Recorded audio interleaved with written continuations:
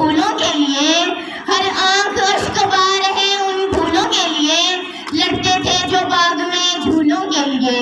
نیند اتنی گہری سو گئے ماؤں کے لاڈلے، نیند اتنی گہری سو گئے ماؤں کے لاڈلے، اب کیسے جگائیں گے ان کو پھولوں کے لیے۔ جناب صدر محترم اساتذہ کرام اور میرے عزیز ساتھیوں، السلام علیکم۔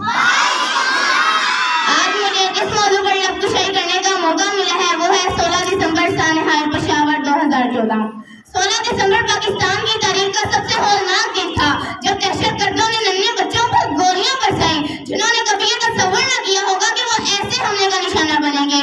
وہ شہید بچے خاک میں نہیں بلکہ ہمارے دلوں میں دفن ہے، وہ معصوم بچے مردہ نہیں بلکہ زندہ ہے۔ اللہ تعالیٰ کا ارشاد ہے کہ اللہ تعالیٰ کی راہ میں شہیدوں کو مردہ نہ کہو بلکہ وہ زندہ ہے۔ جناب اعلیٰ، موت تو جسموں کو آتی ہے، جذبوں کو نہیں، موت تو دلوں کو آتی ہے، دھڑکنوں کو نہیں۔ وہ شہید بچے آج بھی زندہ ہیں، ہمارے دلوں میں، ہمارے خون میں، ہمارے حوصلوں میں اور ہماری فکر میں۔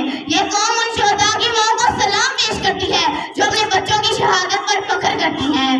پھول دیکھے تھے جنازوں پہ ہمیشہ میں نے، پھول دیکھے تھے جنازوں پہ ہمیشہ میں نے، کل میری آنکھوں نے پھولوں کا جنازہ دیکھا۔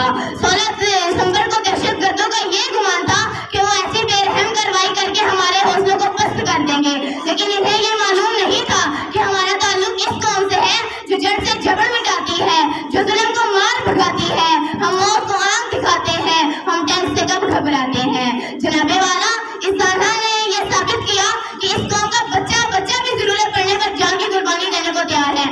آج کا دن افسوس کا مقام نہیں، آج کا دن تو ہمارے ننھے شہداء کو خراج تحسین پیش کرنے کا ہے۔ ہاں، یہی وہ دن، یہی وہ مہینہ، یہی وہ لمحے تھے۔